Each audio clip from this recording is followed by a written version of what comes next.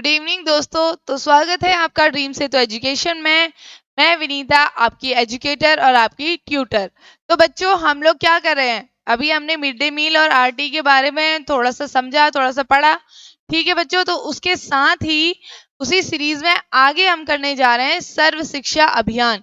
जैसा कि मैंने अपनी लास्ट वीडियोस में भी आपको बोला था, आपको एजुकेशन के बारे में ये सारी चीजों जरूर जरूर पता होनी चाहिए, क्योंकि ये बहुत इंपॉर्टेंट पॉइंट्स हैं। क्या-क्या चीजें हुई हैं एजुकेशन के क्षेत्र में, क्या-क्या चीजें अभी पास्ट में जो भी चीजें हुई हैं, ठीक है, वो सारी चीजें आपको पता होनी चाहिए। जिनमें से आपकी एजुकेशन के फील्ड में एक काम हुआ था जिसे कहते हैं सर्व शिक्षा अभियान, यानी कि इसका लोगो था सब पढ़ें सब बढ़ें। ये याद रखना, इसे कहते हैं ईच वन टीच वन। ठीक है, सर्व शिक्षा अभियान, सर्व का मतलब ही आप समझ जाएंगे, सभी। ठीक है, सर्व शिक्षा अभियान या शिक्षा का सार्वभौमिकरण भारत सरकार की सबसे मौलिक और आशाजनक योजनाओं में से एक है। मतलब जो आपकी सर्व शिक्षा अभियान है, शिक्षा का सार्वभौमिकरण मतलब सब लोग पढ़ें, जितने भी लोग हैं, कोई भी ऐसा ना रह जाए, कोई भी शिक्षा से वंचित, शिक्षा से अछूता ना रह जाए। तो हर एक इंसान आके पढ़े। ठीक है, हर एक सीखता है। इस कार्यक्रम को हमने 2000 में भारत सरकार ने लागू किया था। ठीक है, इस योजना का लक्ष्य था कि 2010 तक जितने भी आपके 6 से 14 वर्ष के आयु के बालक हैं, उनको शिक्षा प्रदान करी जाए।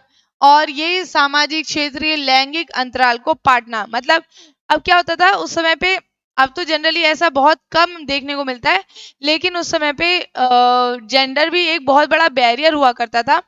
लड़कियों को यूजुअली शिक्षा देने इतना ज्यादा नहीं माना जाता था कि लड़कियों को शिक्षा देना जरूरी नहीं है। ठीक है, तो इसका मेन काम था कि या तो समाज के आधार पे किसी को, या फिर क्षेत्र के आधार पे, या फिर लिंग के आधार पे जो भी लोग शिक्षा से वंचित रह जाते हैं, उन्हें भी शिक्षा उपलब्ध करवाना। ठीक है, ताकि वो ज्यादा से ज्यादा सक्रिय भागीदारी अपनी कम्युनिटी में दे सके। इसके कुछ मेन फीचर्स हैं, कुछ मुख्य विशेषताएं हैं, जैसे कि सार्वभौमिक प्रारंभिक शिक्षा के लिए एक स्पष्ट समय सीमा वाला कार्यक्रम। ठीक है, सार्वभौमिक शिक्षा के लिए इन्होंने एक प्रॉपर सही राइट टाइम बनाया था। पूरे देश में एक क्वालिटी एजुकेशन देनी थी, गुणवत्तापूर्ण शिक्षा देनी थी। ठीक है, सामाजिक न्याय को बढ़ावा देना था और राजनीतिक इच्छा शक्ति की अभिव्यक्ति भी था। और अब ये था जो आपका SSA है, कई बार इसको SSA के नाम से भी जाना जाता है। तो इसको लगभग 1.1 मिलियन बस्तियों में 192 मिलियन बच्चों की जरूरतों को पूरा करने के लिए राज्य सरकार के साथ साझेदारी में लागू किया गया था। अब इसमें क्या था, जो आपकी केंद्र सरकार ने लागू करवाया था, और इसमें जो भी इस कार्यक्रम को आगे बढ़ाने का काम था, वो राज्य सरकार और केंद्र सरकार दोनों मिलके करेंगे। ये तभी पॉसिबल है, वरना तो इतना पॉसिबल नहीं हो सकता ये सारी चीजें कराना। ये चीजें तभी पॉसिबल हो सकती हैं जब आपकी केंद्र सरकार और राज्य सरकार दोनों मिलके काम करें। ठीक है, अब यह कार्यक्रम बस्तियों में नए स्कूल खोलने का प्रयास करता है। ऐसी बस्तियां जहां से लोग, बच्चे जो हैं वो पढ़ने के लिए नहीं आ पाते, और जनरली जो भी गरीब बच्चे हैं वो आपके क्या करते हैं, कहाँ चले जाते हैं, कुछ काम करने के लिए, अपने घर वालों के लिए हाथ बटाने के लिए। ठीक है, और जहां स्कूली शिक्षा की सुविधा नहीं है, मौजूदा स्कूल को मजबूत करना। ठीक है, अतिरिक्त क्लासरूम बनाना, शौचालय बनाना, पेयजल की व्यवस्था करना, अनुरक्षण अनुदान और स्कूल सुधार अनुदान के प्रावधान के माध्यम से एक बुनियादी ढांचे को तैयार करना। मतलब स्कूल ऐसा होना चाहिए जहां पे प्रॉपर तरीके से क्लासरूम्स हो। ठीक है, वहां पे टॉयलेट्स हो, आपकी ड्रिंकिंग वाटर की फैसिलिटीज हो।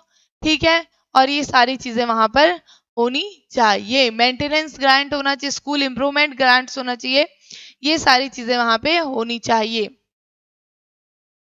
अब आपका सर्व शिक्षा अभियान, इसका मेन एम ही क्या था? सर्व शिक्षा अभियान प्राथमिक शिक्षा के विकास के लिए शुरू किया गया था।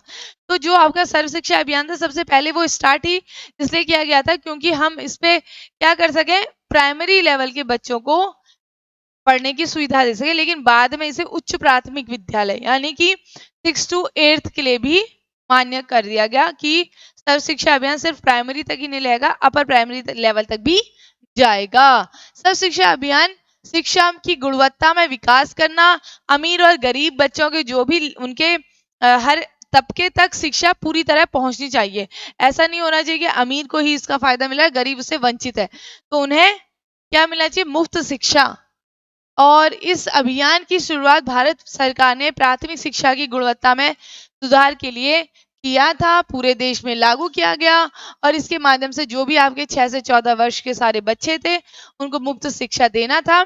और एक मेन एम था इसमें जो ये कहा गया बच्चों, हर 1 किलोमीटर पे आपका होना चाहिए प्राथमिक स्कूल और हर 3 किलोमीटर पे आपका होना चाहिए उच्च प्राथमिक स्कूल। ठीक है, इस बारे में जनरली इसको ध्यान देने वाली बात है। 1 किलोमीटर का अंतर हो रहा है प्राथमिक स्कूल के लिए और हर 3 किलोमीटर पे आपका होना चाहिए उच्च प्राथमिक स्कूल, यानी कि 6 to 8th, 1st to 5th 1 kilometre पे, 6 to 8th आपके 3 किलोमीटर पे होना ही होना चाहिए। ठीक, अब जो ये अभियान था भारत सरकार द्वारा प्राथमिक शिक्षा के विकास के लिए चलाया गया कार्यक्रम है। इसकी सरकार हमारे जो माननीय अटल बिहारी वाजपेयी जी थे, उस समय पे 2000 के टाइम पे वो प्राइम मिनिस्टर रहे थे, तो उनकी सरकार के टाइम पे ही आपका ये आया था। ठीक है, सर्व शिक्षा अभियान। तो उन्होंने काफी अच्छा काम किया था। ये काफी सारी और भी दुनिया भर की योजनाएं चलाई थी, उसमें से एक आपकी सर्व शिक्षा अभियान भी था। ठीक है, तो इसका लक्ष्य था देश के सभी बच्चों को प्राथमिक शिक्षा देना। ठीक है, चाहे वो गरीब हो, अमीर हो, कोई भी वर्ग का हो, कोई जाति का हो, कोई जेंडर हो, तो उनको प्राथमिक शिक्षा मिले जिससे उनका आगे की लाइफ उनकी बेटर हो सके। और वर्तमान में मुफ्त प्राथमिक शिक्षा के साथ ही सरकार बच्चों को फ्री में बुक्स दे रही है, स्कॉलरशिप मिल रही है, उनको स्कूल ड्रेस मिल रही है, जूते वगैरह भी मिल रहे हैं और स्कूल बैग्स वगैरह भी बच्चों को दिया जा रहा है। ठीक है, ताकि जो भी गरीब बच्चा है वो स्कूल अगर जा भी रहा है तो वो प्रॉपर यूनिफॉर्म में स्कूल जा सके। ठीक है, वो अपने आप को किसी से कम ना समझे, स्कूल ड्रेस, जूता, स्कूल बैग लेकर पढ़ने के लिए बच्चा क्या कर सके? स्कूल जा सके। जनरली आपको वैसे तो ये छोटी चीज लग रही है, लेकिन जो गरीब होते हैं उनके लिए एक एक चीज को जोड़ना भी काफी ज्यादा मुश्किल हो जाता है। तो कई बार बच्चे ऐसे भी आ जाते हैं ना, लाइक एक पतला सा स्वेटर पहन के, क्योंकि उनके पास में वो चीजें भी नहीं हो पाती हैं। तो सोचो जनवरी में जहाँ इतनी कड़ाके की ठंड पड़ती है और बच्चा पतले स्वेटर में भी आया होता है। तो बच्चों को प्रॉपर तरीके से स्कूल में, अगर इतनी ज्यादा ठंड है तो पेरेंट्स क्या करेंगे? बच्चे को स्कूल भी नहीं भेजेंगे। ऐसे तो के लिए फिर क्या होता है, प्रोवाइड करी जाती है ड्रेस वगैरह, उसके साथ स्वेटर्स वगैरह भी दी जाती हैं। ठीक है, ताकि बच्चा स्कूल में कंफर्टेबल होकर आराम से पढ़ सके। हालांकि सुविधाएं तो बच्चे के लिए सारी होनी चाहिए, प्रॉपर तरीके से डेस्क होनी चाहिए वहां पे, ताकि बच्चों को बैठने में कोई प्रॉब्लम ना हो। ठीक है, जब तक बच्चे के लिए मतलब बच्चा वहां पे कंफर्टेबल नहीं है बैठने के लिए, तो वो पढ़ने में भी कैसे कंफर्टेबल हो सकता है ना? तो यही वाली बात है। फिर आगे बढ़ते हैं। शिक्षा के सार्वभौमिकरण का ही मतलब क्या होता है? सभी को शिक्षा प्राप्त हो, चाहे वो कोई भी हो, किसी भी जेंडर, लिंग, जाति, समुदाय, वर्ग, कहीं से भी आता हो, हर एक बच्चे को शिक्षा प्राप्त होनी चाहिए। यानी प्रारंभिक शिक्षा किसी भी जाति, वर्ग, धर्म, गरीब, अमीर सभी बच्चे को दी जाए। तो सरकार ने ग्रामीण क्षेत्रों में 1 किलोमीटर की दूरी पर इसीलिए स्कूल खोले, जिससे सारे बच्चे, अब देखो 1 किलोमीटर पे स्कूल खोलने का रीजन यही था कि जो भी बच्चे हैं उनको काफी दूर तक ना जाना पड़े, क्योंकि अगर पेरेंट्स को लगता है कि यार दूर है स्कूल, तो हम अपने बच्चों को इतनी दूर तक क्यों भेजें? ठीक है, इससे तो बच्चा क्या करेगा, नजदीक में रह के जो पास में स्कूल होगा, जो नजदीक में स्कूल होगा, उसमें रह के बच्चा पढ़ लेगा। ठीक है, तो इसीलिए, या फिर नहीं भी पढ़ेगा तो क्या हो जाएगा, और नजदीक में स्कूल खोला है और जैसे मैंने कल आपको एमडीएम वगैरह के बारे में बताया था, और एमडीएम मिल रहा है, बच्चे को स्कॉलरशिप मिल रही है, तो पेरेंट्स हाँ यार सही है, इसको खाना भी मिल जाएगा, स्कॉलरशिप भी मिल जाएगी स्कूल जाने से, और बुक्स वगैरह वहां पे मिल ही रही है, उसे ड्रेस मिल जा रही है, शूज मिल जा रहे हैं, तो हमें बच्चे को स्कूल भेजना चाहिए और हमारा बच्चा इसके साथ में पढ़ भी लेगा। ठीक, अब 2010 तक 6 से उनका टारगेट था भाई, जो 2010 तक 6 से 14 वर्ष के सभी बच्चों के लिए गुणवत्ता युक्त प्रारंभिक शिक्षा 1 से 8 की व्यवस्था करना। दूसरा, प्रारंभिक विद्यालय में 2010 तक 6 से 14 साल के सभी बालक बालिकाओं का नामांकन इनरोलमेंट होना चाहिए। विद्यालय में ठहरने की व्यवस्था होनी चाहिए। प्रारंभिक शिक्षा में गुणवत्ता हो, संतोषजनक गुणवत्तापूर्वक प्रारंभिक शिक्षा हो, समुदाय की सहभागिता से सामाजिक एवं लैंगिक असमानता को दूर किया जाए। 2010 तक शिक्षा का सार्वभौमिकरण का लक्ष्य पूरा हो जाए और सभी बच्चों को प्रारंभिक शिक्षा की सुविधा उपलब्ध हो। ठीक है, तो ये बात इन्होंने करी थी। के बाद जो भी आपके प्राथमिक विद्यालय हैं, ठीक, सभी प्राथमिक विद्यालयों की स्थापना जो ग्रामीण क्षेत्रों में 1 किलोमीटर की दूरी और आपके उच्च प्राथमिक विद्यालय 3 किलोमीटर की दूरी, ये तो आपको समझ में आ गया। इसी के साथ में अगर आपके 2 अध्यापक है तो वो 40 बच्चों को पढ़ा सकते हैं। यानी कि विद्यालय स्तर पे कम से कम 2 टीचर होने चाहिए। जो प्राथमिक और उच्च प्राथमिक विद्यालय में शिक्षक छात्र अनुपात 40 का। ठीक है, यानी कि 40 विद्यार्थी, अगर 40 बच्चे हैं तो उनमें 1 टीचर आपका होगा। ठीक है, 40 बच्चों में 1 टीचर होना चाहिए। और निशुल्क पाठ्य पुस्तक वितरण, वहां पे ऐसा नहीं होना चाहिए किसी भी पुस्तक या किसी भी बुक्स या नोटबुक्स के लिए आपसे पैसा लिया जाए, फ्री में बच्चों को मिलनी चाहिए। तो इसीलिए 1 से 8 तक के सभी बच्चों को जो शेड्यूल कास्ट, शेड्यूल ट्राइब से आते हैं, उनके लिए निशुल्क पाठ्य पुस्तकों की व्यवस्था करवाना। टीचर अध्यापक का प्रशिक्षण, गुणवत्तापूर्ण शिक्षा के लिए ये भी तो जरूरी है ना बच्चों कि एक टीचर, उसको क्या होना चाहिए, अच्छे से वो एजुकेट तो होना ही चाहिए, पढ़ा लिखा होना ही चाहिए। उसके अलावा भी समय समय पर टाइम टाइम पे उसको प्रशिक्षण देना। अब जैसे अब की अगर मैं बात करूँ तो क्यों आपका सीटेट का एग्जाम हो रहा है। सीटेट का एग्जाम होने के पीछे एक बहुत बड़ा रीजन ये है कि सीटेट का एग्जाम इसलिए आप दे रहे हैं क्योंकि सीटेट आप एक गुणवत्तापूर्वक मतलब एक सारे गुणों से भरपूर शिक्षक बन के उस विद्यालय में जाएंगे। तो आपसे ये उम्मीद करी जाएगी ना, जो एक टीचर वेल एजुकेटेड टीचर है, बढ़िया से उसने सीटेट भी क्वालिफाई कर लिया, एंड देन जो भी आप केवीएस, एनवीएस, जीटीएसबी जो भी भर रहे हैं, तो उसको भरने के बाद आप उस स्कूल में पहुंच रहे हैं। तो बच्चों एक कितनी ज्यादा क्वालिटी के साथ भरपूर होके आप वहां पे पहुंचेंगे। तो मतलब अगर एक टीचर इतना भरपूर के वहां पहुंच रहा है तो इसका मतलब वो बच्चे को कितनी अच्छी हाई क्वालिटी की एजुकेशन दे सकता है। हालांकि हो जाता है कई बार इसके विपरीत, इतना पढ़ने लिखने के बावजूद भी बच्चे को स्कूल जाना होता है तो वो स्कूल जाता है और टीचर उस स्कूल में जाता है पढ़ने लिखने के बावजूद क्वालिटी के साथ में, फिर उसको लगता है जितना मेरे को स्ट्रगल करना था मैंने कर लिया, अब छोड़ दो, यहाँ सरकारी नौकरी मिल गई, बाकी टाटा राम राम। ये नहीं, आपका मोटो ये होना चाहिए कि आपने अगर जो भी इतनी मेहनत करी है अपने पढ़ाई करने में, सारी चीजें करने में, तो वहां जाके आप क्या करें, अपने जितना स्ट्रगल किया है उसको देखो ना, अब आपका वो सपना साकार हो गया, आपके सामने है।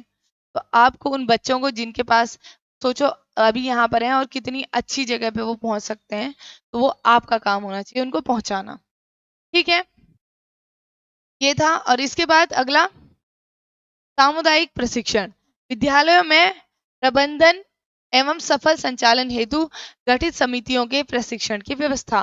ठीक है, विद्यालयों में अलग अलग मीटिंग्स होनी चाहिए, फिर कम्युनिटी के हिसाब से वहाँ पे मैनेजमेंट के हिसाब से वहाँ पे पूरा प्रॉपर प्रशिक्षण की व्यवस्था भी होनी चाहिए। जैसे किसी को हमें क्या करना है, ट्रेनिंग देनी है। समेकित शिक्षा, विशेष आवश्यकता वाले बच्चों के शिक्षण के लिए अध्यापक प्रशिक्षण, वैकल्पिक शिक्षा उपकरण, अध्यापक परामर्श आदि की व्यवस्था की जाए।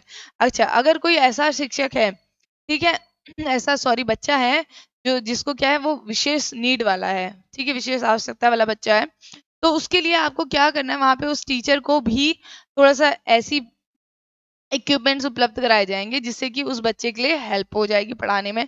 और वहां पे ऐसा भी होना चाहिए कि अपने जो पेरेंट्स आए हैं वो पेरेंट्स भी अपने पॉइंट्स को वहां पे रख सके, उनसे परामर्श कर सके, विचार विमर्श कर सके। ठीक है, इसकी भी व्यवस्था होनी चाहिए। विद्यालय अनुदान, अब इसके तहत जो भी स्कूल की मरम्मत या फिर स्कूल का सौंदर्यीकरण करने के लिए प्रति स्कूल को 2000 रुपए का अनुदान दिया जाता है। हर एक स्कूल को, ये विद्यालय में आप सौंदर्यीकरण में कुछ भी हो सकता है, विद्यालय का पेंट वेंट करना, कुर्सी टेबल लाना और पानी वाली की व्यवस्था कराना, तो कुछ भी हो सकता है। आगे बागवानी कर लो, गार्डनिंग करके कुछ प्लांट्स वांट्स लगा लो। ठीक है, तो ये सौंदर्यीकरण के लिए पैसा आता है। और शैक्षिक अनुदान, ताकि क्लास में अच्छे से जो टीचिंग है की अच्छी व्यवस्था हो सके, इसके लिए शैक्षिक अनुदान। और सुधारात्मक शिक्षा, अब सुधारात्मक शिक्षा बच्चों ये बहुत बड़ा पॉइंट है, ये मैं आपको अलग से भी करवाऊंगी। मैं यहीं पे अभी भी आपको सुधारात्मक शिक्षण के बारे में ये चीज बता देना चाहती हूँ। एक होता है डायग्नोस्टिक, एक होता है रेमेडियल। ठीक है, निदानात्मक और फिर उपचारात्मक। तो जब भी अगर इन दोनों चीजों की बात हो, डायग्नोस्टिक, अब डायग्नोस्टिक और रेमेडियल, डायग्नोस्टिक टीचिंग और रेमेडियल टीचिंग।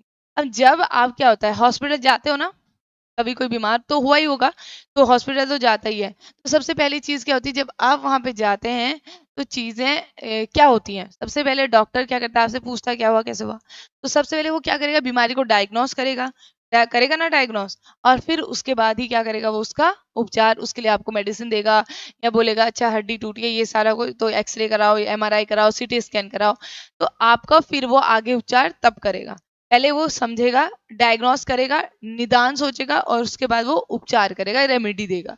वैसे ही शिक्षा में भी यही चीज़ होता है, सबसे पहले आप क्या करते हैं, निदान, डायग्नोस करेंगे, ठीक है, कि बच्चा भैया क्या कर रहा है, कैसे कर रहा है, कितना पढ़ रहा है, कैसे नहीं पढ़ रहा, क्या प्रॉब्लम आ रही है उसको पढ़ने में, ठीक है, उसके फैमिली कैसा है, बैकग्राउंड कैसा है, सारी साइकोलॉजी वगैरह-वगैरह सारी चीज़ें आपने जान ली। तो उसके बाद आपने अब डायग्नोस तो कर लिया, ठीक है, अब उसकी आप क्या करेंगे, रेमेडियल टीचिंग। अब उपचार, अब भैया कारण आपको पता चल गया, अब उस कारण का आपको हल निकालना है कि अब बच्चे को ये प्रॉब्लम थी, तो उसका हम ये सॉल्यूशन निकालेंगे और तरीका अपनाएंगे जिससे बच्चा और बेटर पढ़ सके। ठीक है, तो ये हमारा क्या था, आज हमने इसके बारे में समझा था, सर्व शिक्षा अभियान के बारे में बच्चों। तो सर्व शिक्षा अभियान यही था, और भी अगली वीडियो में हम और भी इंटरेस्टिंग सारे फैक्ट्स लेके आएंगे, और भी इंटरेस्टिंग बातों को जानेंगे, समझेंगे। ठीक है बच्चों, तब तक के लिए हमारे चैनल को प्लीज़ लाइक कीजिए, शेयर कीजिए, सब्सक्राइब कीजिए और देखते रहिए हमारे यूट्यूब चैनल को, ड्रीम सेतु एजुकेशन को। ठीक है बच्चों, और सीटेट की तैयारी करते रहिए। Okay, Tata, thank you so much.